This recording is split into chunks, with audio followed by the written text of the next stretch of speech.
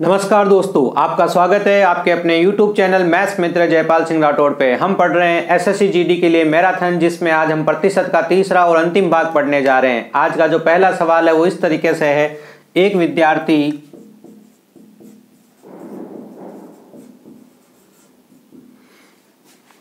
30% अंक लाकर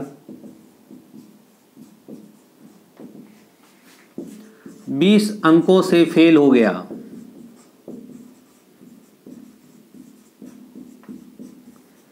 यदि पास होने के लिए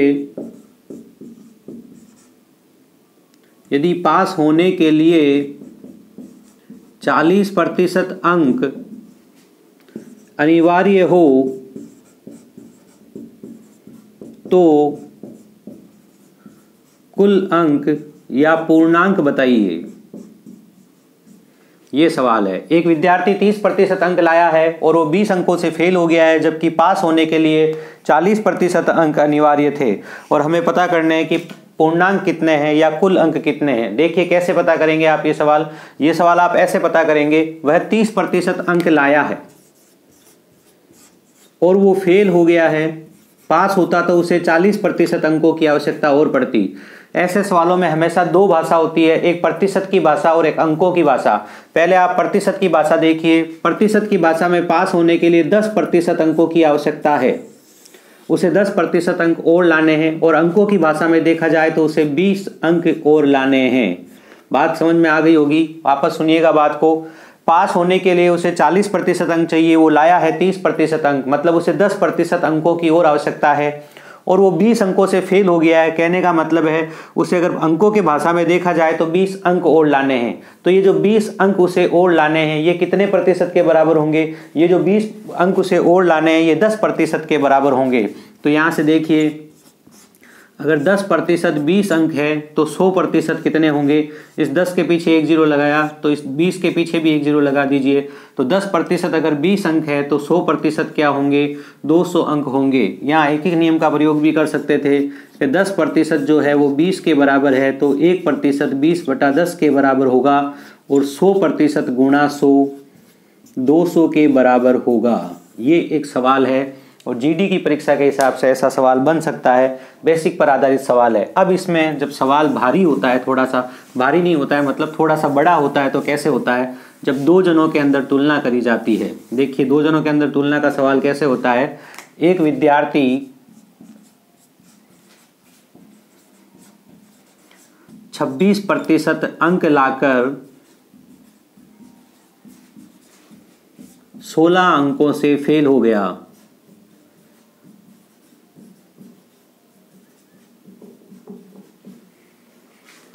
जबकि अन्य विद्यार्थी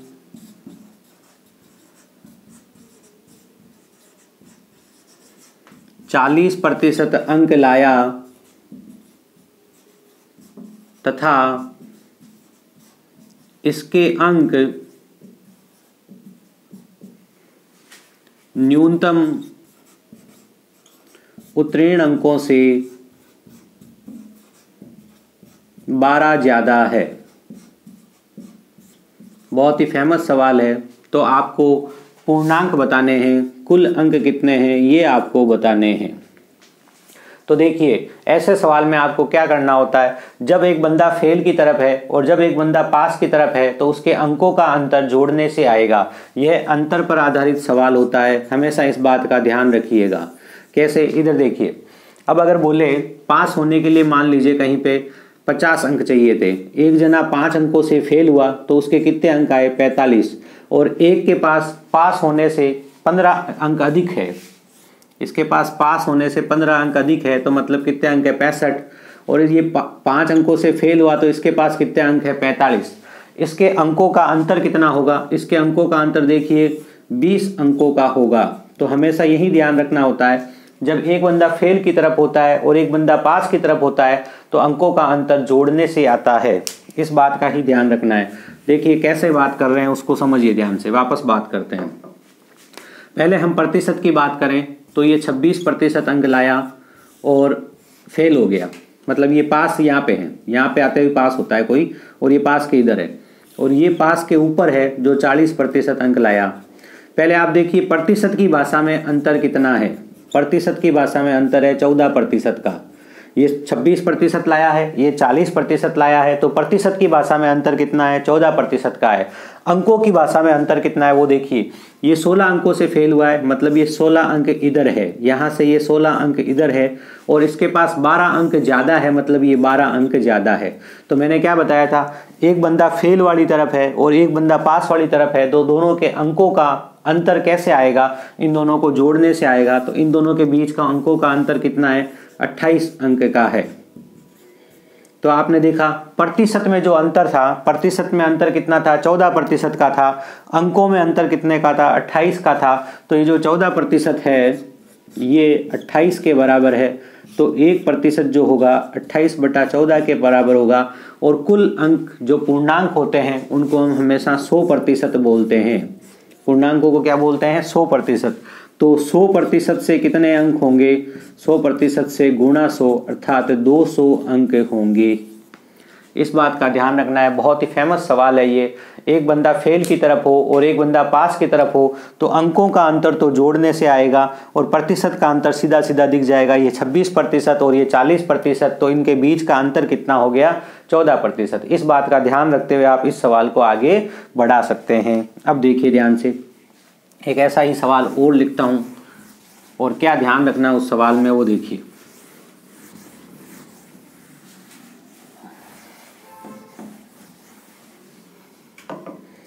एसएससी जीडी की एक विशेष किताब से एक सवाल लिखता हूं मैं। सवाल ये है, ए एक परीक्षा में 40% अंक लाया और 20 अंकों से फेल हो गया। ए एक परीक्षा में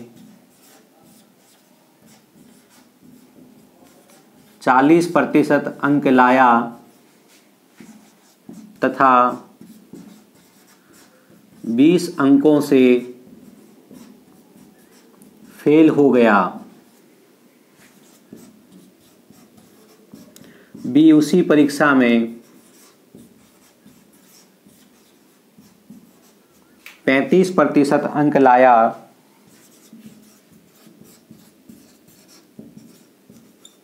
तथा 30 अंकों से फेल हो गया।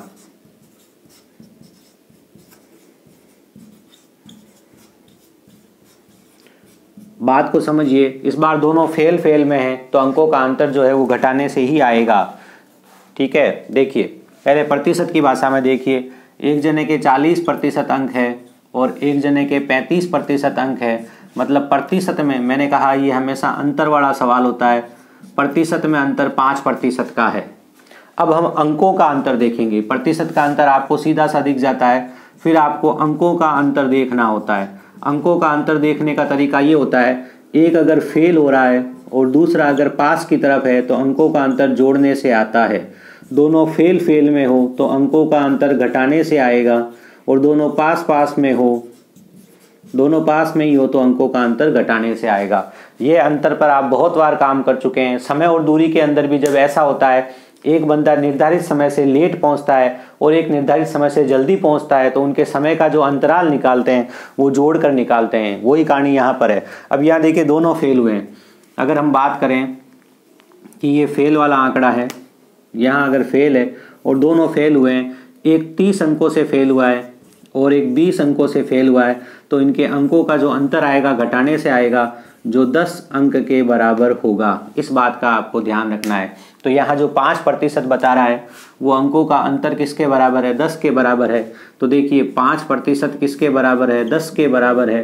तो 1% किसके बराबर होगा? 10/5 मतलब 2 के बराबर होगा। तो 100% किसके बराबर होगा? 2 गुणा 100 200 के बराबर होगा। इस तरीके से इस सवाल को आपको करना था। तो फेल पास वाले सवाल में आप ध्यान रखिएगा, जब दो जनों के अंदर तुलना करी जाती है तो अंतर पर आधारित सवाल होता है।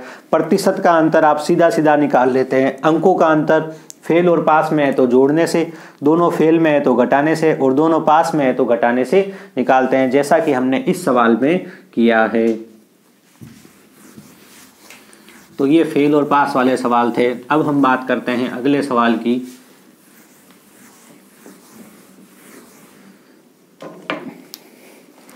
अब हम एक महत्वपूर्ण सवाल की बात करते हैं।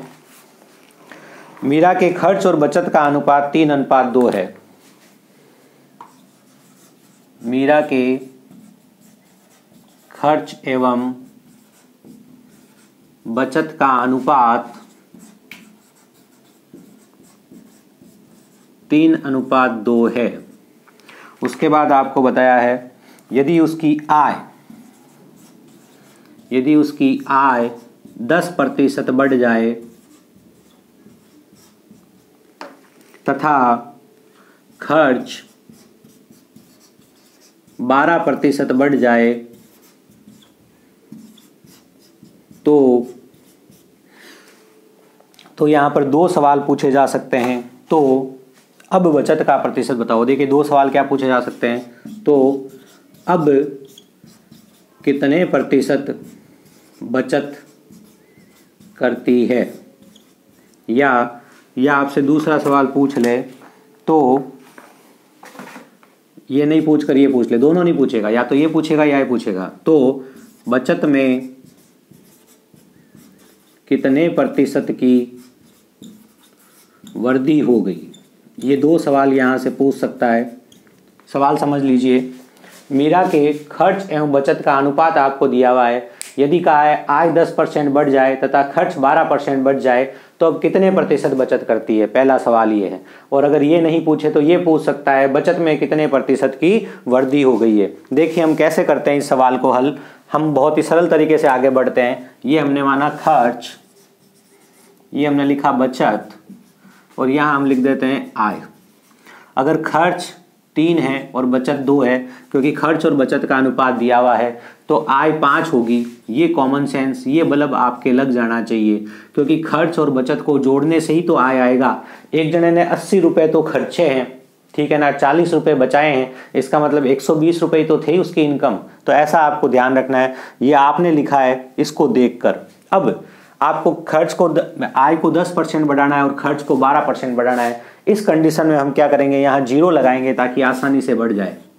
हमने 2 जीरो लगाए। 2 जीरो क्यों लगाए? अगर सिर्फ 10%, 20%, 30% ऐसा बोले तब तो 1 जीरो लगा दो, लेकिन अगर 12%, 15% ऐसा आंकड़ा भी हो साथ में तो 2 जीरो लगा दो मन से। ये आपने मान लिया है। यहाँ देखिए आय दे नहीं रखा है, खर्च दे नहीं रखा है, ये हमने माना ही है, जो अनुपात दे रखा है उसके आधार पे। अब वो कह रहा है अगर आय 10% बढ़ जाए। अब अगर इसकी आय को आप 10% बढ़ा देते हो, देखो पहले सवाल को करने का तरीका अलग है दूसरे को पहले तरीके से पहले सवाल को करा के दिखा रहा हूं आपको। अगर कह रहा है आप कितने प्रतिशत बचत करती है। अगर आय 10% बढ़ जाती है तो 500 का 10% 50 हो गया, तो नई आय क्या हो गई 550। खर्च 12% बढ़ जाता है, अगर 12% बढ़ जाता है तो इसका 12% निकालेंगे तो 36, तो 336 रुपये क्या हो गया उसका खर्च हो गया। अब अगर आपको यहाँ से पहला सवाल करना है, बचत का प्रतिशत निकालना है, तो आप क्या करोगे, तो आप निकालोगे बचत कितनी है और नीचे क्या लिखोगे आय कितनी है, और उसे आप 100 से गुणा करोगे। बचत का प्रतिशत निकालने का तरीका यही होता है ना कि आपने कितने पर कितने रुपए बचाए। आपने यहाँ 550 रुपये पर कितने रुपए बचाए, 114 रुपये बचाए, उसको आप 100 से गुणा करोगे तो आपकी बचत का प्रतिशत निकल जाएगा। अगर पहले प्रकार का सवाल करना होगा तो आप ऐसे करोगे। उम्मीद करता हूँ बात समझ में आई होगी। बचत का प्रतिशत कैसे निकालते हैं, कितने रुपए पर कितने, हर प्रतिशत निकालने का तरीका क्या होता है, कितने पर कितना, ठीक है ना। तो कितने पर बचत हुई, 550 पर बचत हुई, कितने की हुई, इसमें से घटा के देख लीजिए 114 रुपये की हुई, उसे आप 100 से गुणा करेंगे तो आपका उत्तर आ जाएगा। अब हम बात करते हैं दूसरे सवाल की। यहाँ मैंने गुणा इसलिए नहीं किया क्योंकि परीक्षा का सवाल होता तो आंकड़े परीक्षा के हिसाब से मिलते। परीक्षा में ये दूसरा सवाल है, इसको देखिए ध्यान से। बचत में कितने प्रतिशत की वृद्धि होगी। अब देखिए इस बार आपको बचत में प्रतिशत वृद्धि पूछी है, तो बचत में प्रतिशत वृद्धि जब आपसे पूछेगा तो आप क्या लिखोगे, तो आप लिखोगे वृद्धि बटा बचत। कौन सी बचत, पुरानी बचत। कौन सी बचत, पुरानी बचत, गुणा 100। बात समझ में आई क्या? मैं यहाँ ऊपर लिख के दिखा देता हूँ आपको मैं क्या कहना चाहता हूँ। मैं कहना चाहता हूँ दूसरे सवाल की बात कर रहा हूँ। अगर आपसे बचत में प्रतिशत वृद्धि पूछी जाए कि कितने प्रतिशत बचत बढ़ गई, तो आपको लिखना है बचत में वृद्धि बटा पुरानी बचत। तभी तो आप बचत में प्रतिशत वृद्धि बताओगे, गुणा 100। ये बचत में प्रतिशत वृद्धि बताने का तरीका होता है। तो इसके लिए आप देखिए सीधा यहाँ से डायरेक्ट कैसे पकड़ेंगे बात को। ये देखिए 50 रुपये उसकी इनकम बढ़ गई है, 50 रुपये अब उसे ज़्यादा मिल रहा है, लेकिन उसमें से उसने क्या किया, 36 रुपये ज़्यादा खर्च करने शुरू कर दिए। उसकी आय 10% बढ़ी, मतलब 50 रुपये उसकी इनकम बढ़ गई है। 500 का 10% 50। उसने 12% ज़्यादा खर्च करना शुरू कर दिया, मतलब उसने 300 का 12% मतलब 36 रुपये ज़्यादा खर्च करना शुरू कर दिया। तो आप खुद बता दो बचत में वृद्धि कितनी हुई। पुरानी बचत नई बचत देखने की जरूरत नहीं है, या डायरेक्ट काम करोगे। 50 रुपये ज़्यादा मिलते हैं और आप 36 रुपये ज़्यादा खर्च कर देते हो, तो पहले से 14 रुपये आपकी बचत क्या होगी, बढ़ जाएगी। तो बचत में वृद्धि कितने की होगी, 14 रुपये की। पुरानी बचत कितनी थी, 200। बचत में प्रतिशत वृद्धि कैसे निकालोगे, बचत में कितनी वृद्धि हुई, 14 की।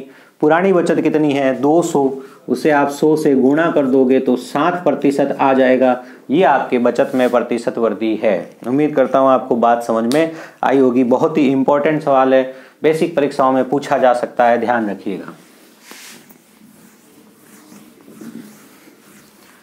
यहाँ एक सवाल ये भी बन सकता था कि ऐसा करने पर उसकी जो नई बचत होती और नया खर्च और बचत का अनुपात क्या होता, तो आपको क्या करना पड़ता, इस पर थोड़ा और काम करना पड़ता। आप विचार कीजिए कि अगर ऐसा सवाल होता तो आप क्या करते। अब हम बात करते हैं अगले टाइप के सवाल की। अगला सवाल जो है प्रतिशत के अंदर जो अगला सवाल है वो जनसंख्या का है सवाल है। जनसंख्या का सवाल इस तरीके से है कि एक गांव की जनसंख्या है वो आपको दे रखी है 8000 और 10 वर्ष की वृद्धि होती है, तो 2 साल बाद की जनसंख्या बतानी है। देखिए एक गांव की वर्तमान जनसंख्या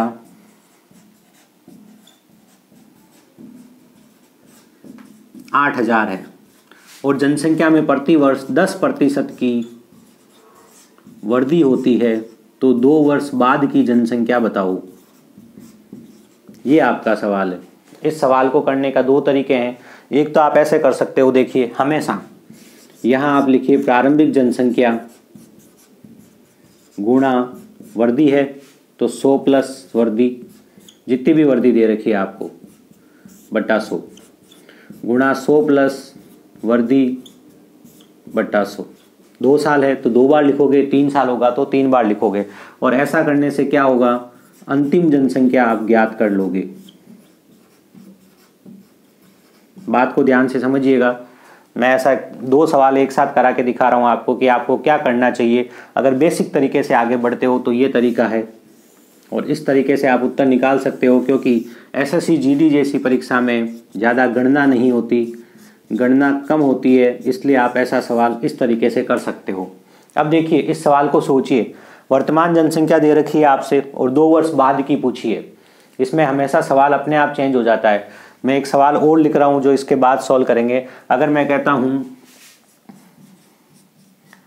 एक गांव की जनसंख्या 1,21,000 है, यदि प्रतिवर्ष 10% की वृद्धि होती है तो 2 वर्ष पहले की जनसंख्या बताओ।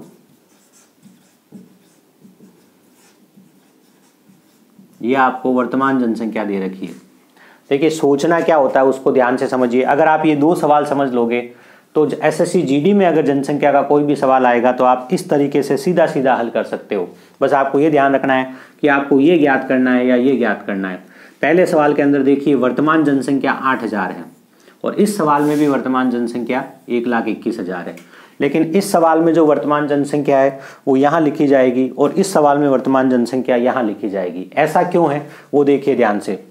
वर्तमान जनसंख्या है वो 8000 है और 2 वर्ष बाद की पूछी है, तो जो आपसे पूछी है वो 2 वर्ष बाद की है, तो जो आपसे पूछी है वो कौन सी है, अंतिम है।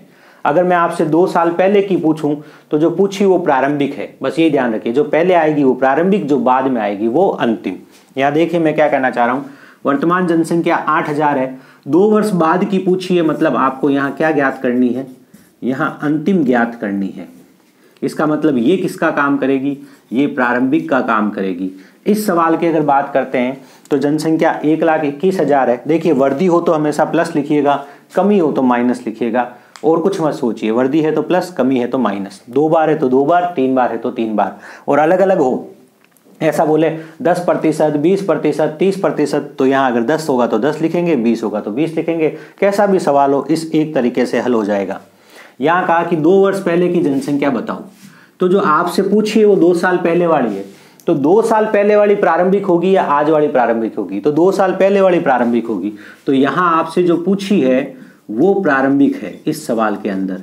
इसका मतलब ये जो है ये किसका काम करेगी, ये अंतिम जनसंख्या का काम करेगी। इस बात को आप ध्यान रखिएगा।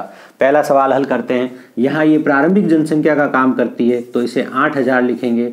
8000 गुणा 110/100 गुणा 110/100, और ऐसा करने से आ जाएगी अंतिम जनसंख्या जो हमें ज्ञात करने का बोला है।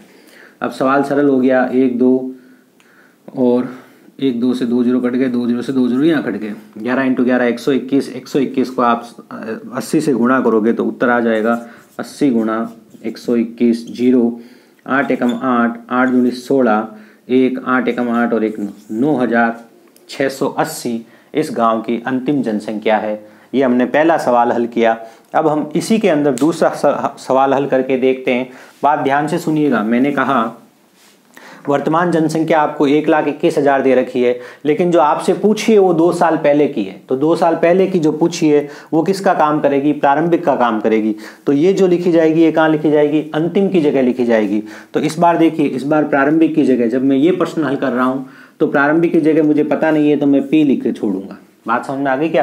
पिछली बार प्रारंभिक की जगह मैंने 8 लिखी थी, इस बार इसको प्रारंभिक की जगह नहीं लिखूंगा, इसको कहाँ लिखूंगा, अंतिम की जगह लिखूंगा। इतना ही ध्यान रखना है। गुणा 110/100 गुणा 110/100 बराबर 1,21,000। ये हमने यहाँ पर लिख दिया। अगर आप देखेंगे इसको, इससे 11 × 11 121 होता है। 2 0 से 2 0 कट गया। अगर ये उधर जाएगा तो 1 2 3 4 5। तो 2 साल पहले गांव की जनसंख्या क्या थी, इस सवाल के अंदर 1 लाख थी।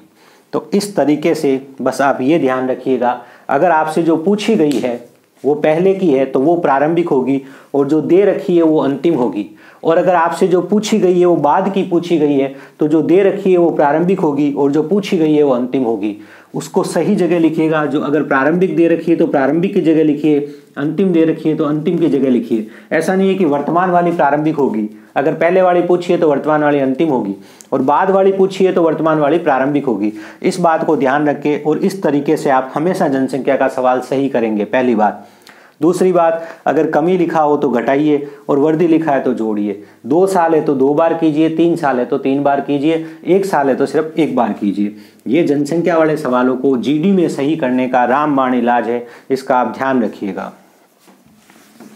बहुत सारे तरीके बनते हैं। अगर किसी को जनसंख्या से लेकर जनसंख्या वाले सवालों के एडवांस सवाल करने हो, बड़े बड़े सवाल करने हो, तो मैंने RS अग्रवाल गाइड का जो ये 5 सवाल का 9वां और 10वां भाग कराया है उसे आप देख लीजिए, आपको काफ़ी सवाल मिल जाएंगे, और वो ट्रिक से हैं।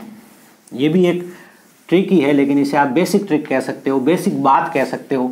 इसमें आपको ज़्यादा याद रखने की ज़रूरत नहीं है, सिर्फ प्रारंभिक कौन है और अंतिम कौन है इसको याद रखते हुए आप अपना सवाल सरलता से कर लेंगे।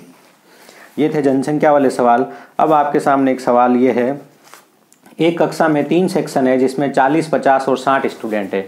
देखिए ये कह रहा है क्लास में 3 सेक्शन है, फर्स्ट, सेकंड और थर्ड। इसमें 40, 50 और 60 स्टूडेंट्स हैं। फिर सवाल क्या कह रहा है, इनमें 10%, 20% और 10% उत्तीर्ण हुए। पहले सेक्शन में कितने जने पास हुए, 10% लोग, 20 दूसरे में 20% लोग, और तीसरे में 10% लोग पास हुए। ये इसने बताया। तो कह रहा है कि कुल पास होने वालों का प्रतिशत बताओ। ये मैंने आपके सामने सवाल लिख दिया, कुल पास होने वालों का प्रतिशत आपको बताना है। ये आपका सवाल है।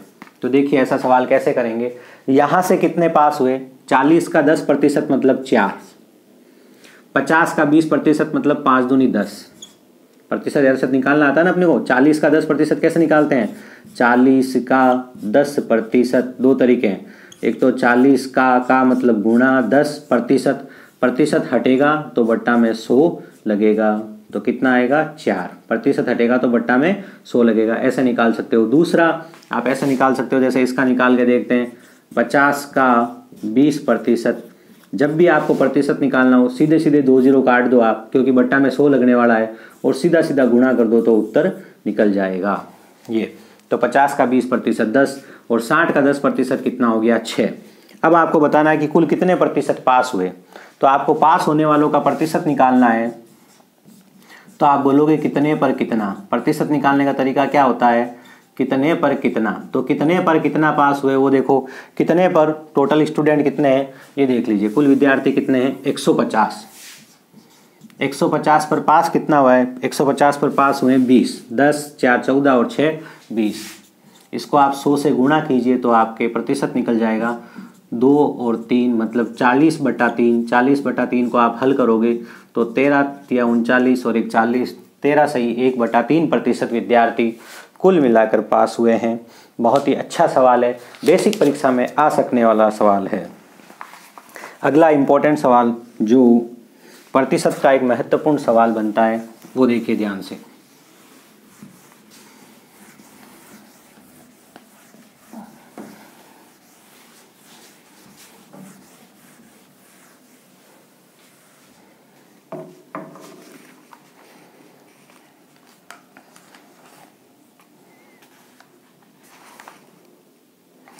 अगला सवाल अगर हम देखें तो वो कुछ इस तरीके से हैं कि एक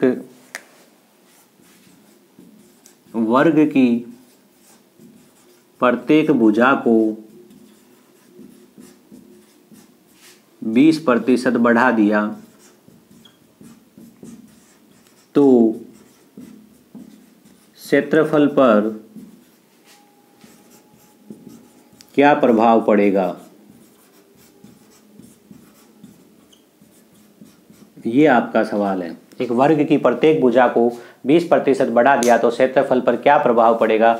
एक बहुत ही ध्यान से बात समझिएगा। सब तरह के ऐसे सवालों को करने का एक फिक्स तरीका बता रहा हूँ, जहां पर आपको क्षेत्रफल प्रभाव पूछा है, मतलब क्षेत्रफल जो होता है वो इनका गुणनफल होता है। किसका, भुजा गुणा भुजा का। किसका गुणनफल होता है, भुजा गुणा भुजा का गुणनफल क्षेत्रफल होता है। तो जब भी इस गुणनफल पर, चाहे आयत का सवाल हो, आयत होगा तो लंबाई पर प्रभाव बताएगा और चौड़ाई पर बताएगा और क्षेत्रफल पे पूछ लेगा। चाहे वर्त का सवाल हो, यहाँ सेम टू सेम वर्त लिखते तो भी यही सवाल होता। तो जब भी आपसे क्षेत्रफल पर प्रभाव पूछे, मतलब इन दोनों के गुणा पर, इन दोनों का गुणा या इन दोनों का परिणाम है उस पर प्रभाव पूछे आपसे, और वो जो दो चीज़ों के गुणा होने से आया हो, यहाँ दो चीज़ों के गुणा होने से आया। अगर वर्त की बात करते, यहाँ सीधा सीधा वर्त लिख देते तो सवाल में सिर्फ चेंज होता, सवाल वही रहता। क्यों, वर्त का क्षेत्रफल क्या होता है, पाई आर स्क्वायर। तो देखिए r इंटू आर के गुणा होने से, दो चीज़ों के गुणा होने से आया ना। अगर तीन चीज़ों के गुणा होने से आता तो अलग चीज़ होती। यहाँ दो चीज़ों के, तीन चीज़ों के गुणा होने से कब आता है, जब आप घनाभ की तरफ जाते हो, 3D आकृतियों की तरफ जाते हो, तो उसका संपूर्ण पृष्ठीय क्षेत्रफल निकालते हो, लंबाई गुणा चौड़ाई गुणा ऊंचाई, ठीक है ना। वो तीनों के गुणा करने से आता है तीन के। लेकिन यहाँ जब आप 2D आकृतियों की तरफ रहते हो तो 2D आकृतियों में दो चीज़ों के गुणा होने से क्षेत्रफल आता है। तो जब दो चीज़ों के गुणा होने से क्षेत्रफल आए उस पर प्रभाव पूछे, जैसे अगर आपको समकोण त्रिभुज का बोल देता सवाल तो भी वही बात होती, 1/2 आधार इंटू ऊंचाई समकोण त्रिभुज का क्षेत्रफल होता। इस 1/2 से फर्क नहीं पड़ता हमारी प्रतिशत की भाषा में, आधार और ऊंचाई दो चीज़ों के गुणा होने से आ रहा है, और क्षेत्रफल पे अगर आपको प्रभाव पूछा जाता तो भी आप इसी तरीके से निकालते जो मैं बता रहा हूँ। अगर आयत का सवाल होता, आयत का क्षेत्रफल लंबाई और चौड़ाई के गुणा होने से आता है, तो उस पर अगर सवाल पूछा जाता तो भी यही तरीका लगता। ऐसा हम प्रतिशत में स्टार्ट में बात कर चुके थे।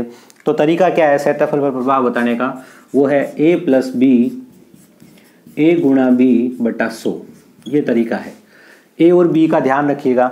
अगर वर्ग है तो भुजा a है तो a भी वही है और b भी वही है। वर्त है तो सिर्फ त्रिज्या है तो a भी वही है और b भी वही है। अगर समकोण त्रिभुज है, आधार और ऊंचाई अलग अलग है तो a अलग हो जाएगा, b अलग हो जाएगा। आयत है, लंबाई और चौड़ाई अलग अलग है तो a अलग हो जाएगा और b अलग हो जाएगा। पहली बात। दूसरी बात, अगर वो वर्दी कह रहा है तो ये चीज़ प्लस में आ जाएगी, अगर वो कमी कह रहा है तो ये चीज़ माइनस में आ जाएगी। इस बात का ध्यान रखिएगा।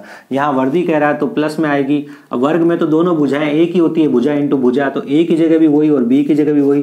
तो देखिए 20 + 20 20 गुणा 20/100 कितना हो गया? 20 और 20 40, 40 और 4 कितना हो गया? 44%। प्लस का है तो वर्दी होगी और माइनस का होता तो कमी होती।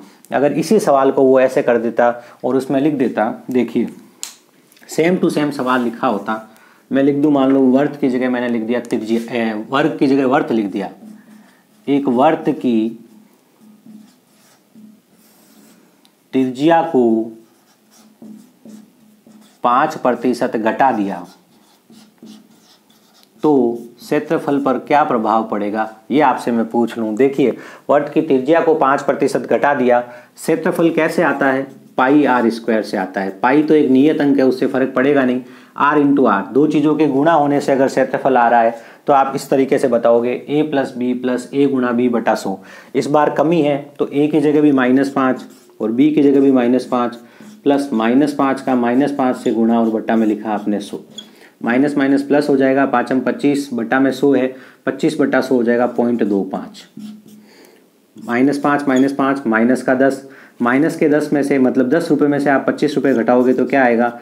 माइनस का 9 रुपये 75 पैसे आएगा। मतलब उत्तर है 9.75% की कमी। माइनस लगा हुआ है तो उत्तर क्या है? कमी। तो इस तरीके से आप हर वो सवाल कर सकते हो जहां आपको क्षेत्रफल पर प्रभाव पूछा है या दो चीज़ों के गुणा होने से जो तीसरी चीज़ बनती है, दो चीज़ों के गुणा होने से, उस पर अगर आपको प्रभाव पूछा जाए तो इससे कर सकते हो। ध्यान रखिएगा, अगर वर्दी है तो ये प्लस में रहेगा और कमी है तो ये माइनस में रहेगा। अब हम प्रतिशत के एक दो बेसिक सवाल करते हैं।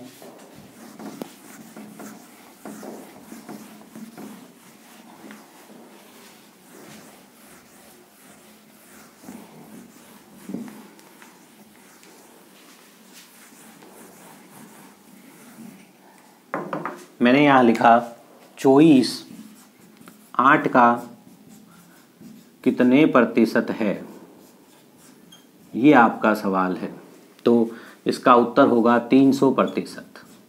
अगर लिखा होता 8 24 का कितने प्रतिशत है तो इसका उत्तर होता 33 सही 1/3%। ऐसा क्यों है उसका देख लीजिए बात। जब भी आपको प्रतिशत निकालना होता है, एक राशि आपको अंश में लिखनी है, एक हर में लिखनी है और 100 से गुणा करना है। यही तो प्रतिशत निकालने का तरीका है। अब हर में कौन सी राशि रखेंगे वो देखिए। हर या आधार में राशि रखने का तरीका क्या है, हम देखेंगे कहाँ लिखा हुआ है किसका या फिर किस से, वो आधार का काम करता है। ऐसे सवालों में किसका पढ़ना है।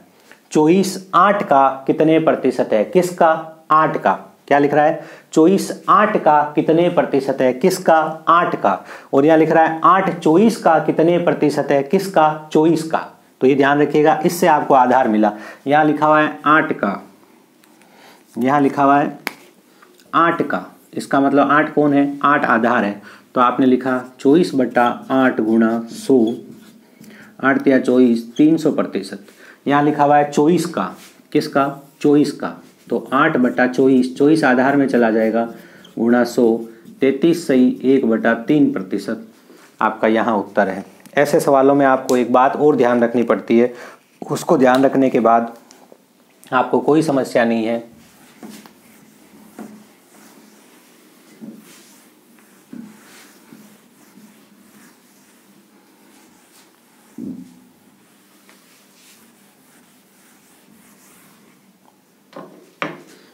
सवाल ये है, काफ़ी परीक्षाओं में ऐसा सवाल आपको देखने के लिए मिलेगा कि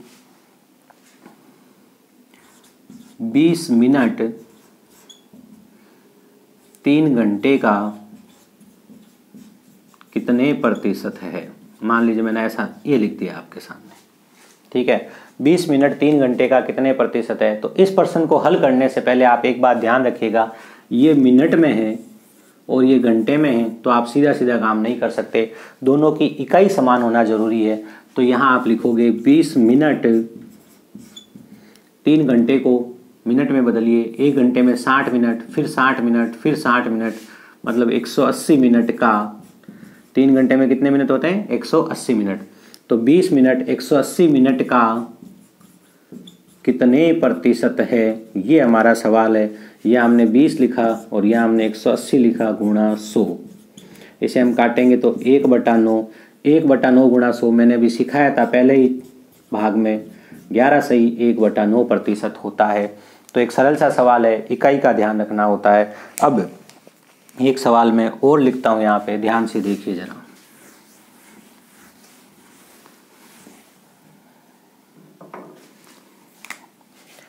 एक व्यक्ति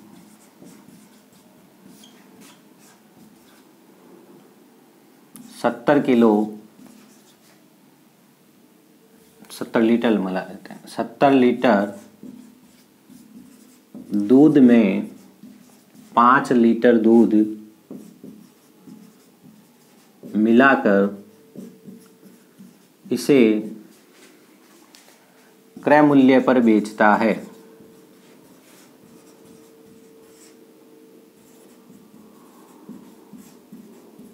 तो लाभ प्रतिशत बताओ। वैसे तो हम लाभ आने में से कई सवाल पढ़ेंगे, लाभ प्रतिशत बताओ।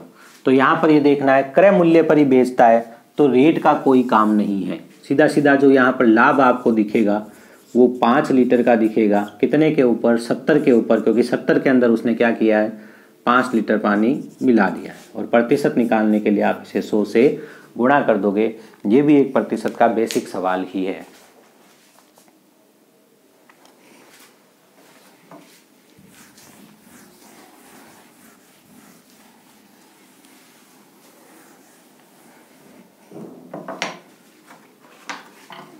एक सवाल और उठाते हैं हम प्रतिशत का ही, जो कि प्रतिशत का काफ़ी बेसिक परीक्षाओं में पूछा जाने वाला सवाल है। और वो सवाल कुछ इस तरीके से है,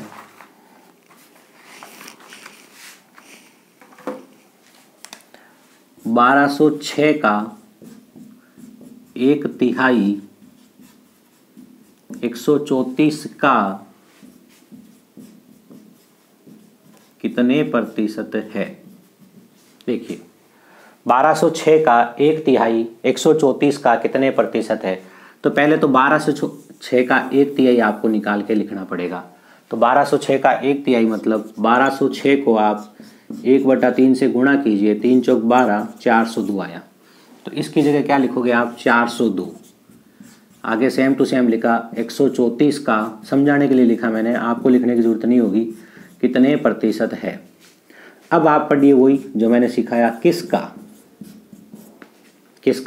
134 का, किसका 134 का, किसका 134 का। तो 134 कहाँ रहेगा, आधार में रहेगा। 402 गुणा 100, ये इससे 3 बार कटेगा तो 300% होगा। उम्मीद करता हूँ ये बात आपको समझ में आ गई होगी। ऐसा ही एक सवाल लिखता हूँ, का वाला एक सवाल लिखता हूँ मैं, ध्यान से समझिए मैं क्या कहना चाह रहा हूँ। बहुत ही सरल सवाल है, ध्यान नहीं रखने से गलत हो जाता है। जैसा अभी मैंने लिखा भी था एक सवाल, उसी तरह का सवाल लिख रहा हूँ। देखिए ऐसा भी तो लिख सकते हैं, 30 किलो का 5 किलो कितने प्रतिशत है। इस बार का किसके साथ लगा हुआ है, 30 किलो के साथ लगा हुआ है। किसके साथ लगा हुआ है, किसके साथ, 30 किलो के साथ। तो 30 किलो आधार में जाएगा और 5 ऊपर लिखा रहेगा।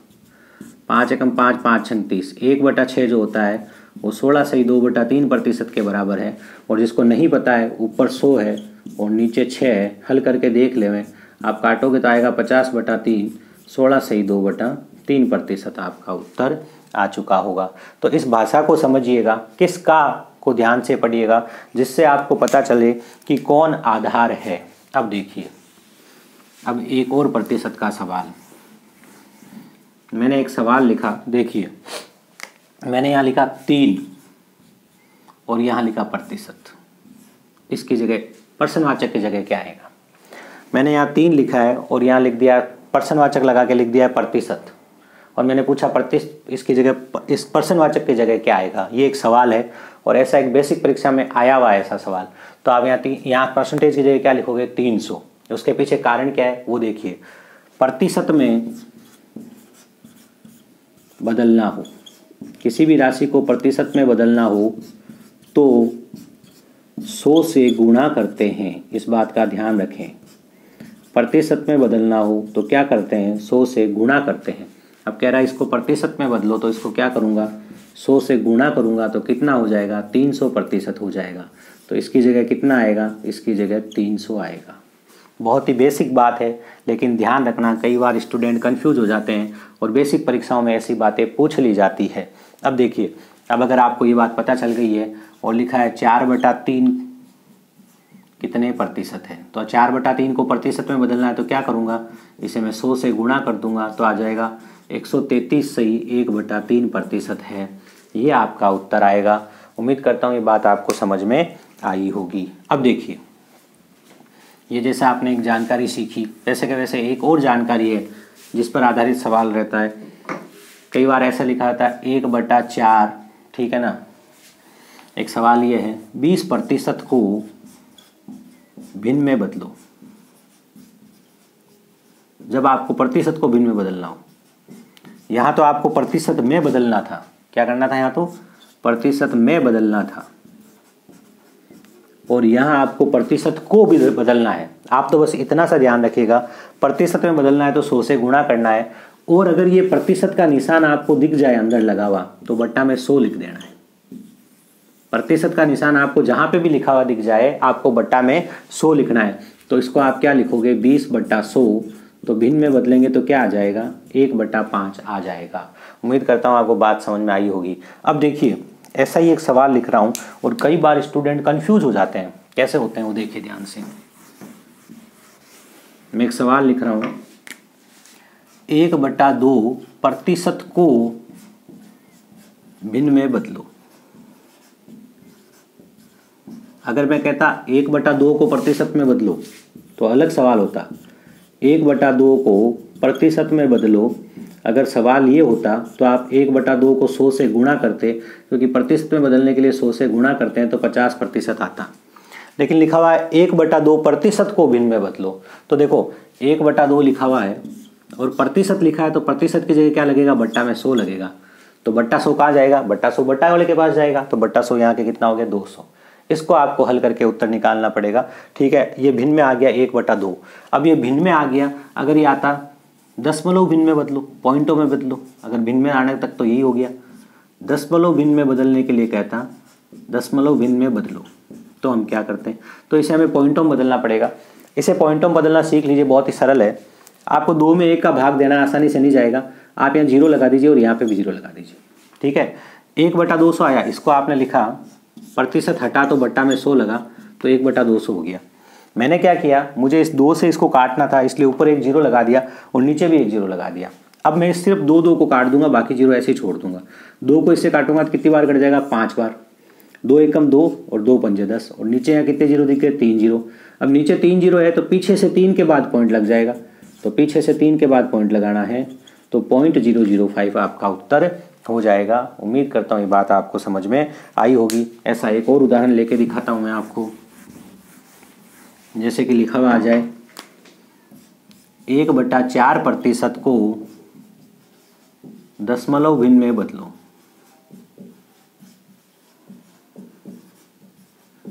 ये लिखा हुआ आ जाए 1/4% को दशमलव भिन्न में बदलो। तो देखो 1/4% हटा तो बट्टा में 100 लग गया। अब आपको पता है ये 4 तो इससे डायरेक्टली तो कटता नहीं है 1 से, तो आप यहाँ 2 0 लगा दो, क्योंकि 1 0 लगने से भी 4 नहीं कटेगा। यहाँ 2 0 लगाए तो यहाँ पे भी 2 0 लगा दो। अब ये 4 इससे कितनी बार कट गया, 25 बार।